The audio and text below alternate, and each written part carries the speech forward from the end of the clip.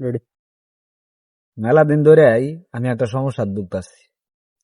যেটা করি না গেলিগা সফল হইতে রেখা 85% আমি অসফল। মানে যে কাজ হয়ে যাই এই কাজটা ঠিক মনে করতে রেখা। আমার মা ক যে আমার দুনিয়াত না ফাটাইয়া যদি এক বস্তা গম ফাটাইতো তে বলে মানুষ বিরাট উপকার Oh হইতো। my god.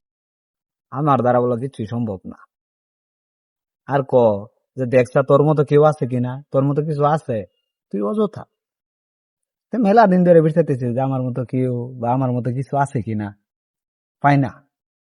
মেলা খোঁজাখুঁজির পর হঠাৎ করে হইলাম যে আমার মতো আছে বাংলাদেশ ক্রিকেট টিম। Huh?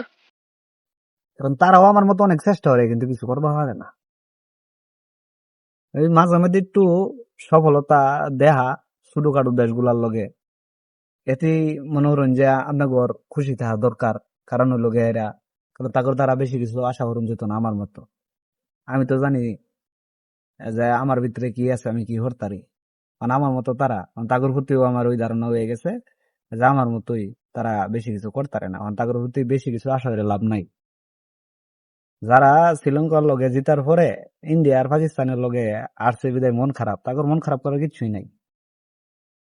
মন খারাপ করলে এটা আমি মনে করি অযথা।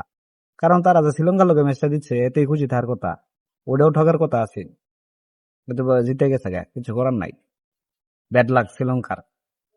তারাই আনছিন, তাগর এই বাসটা দিল।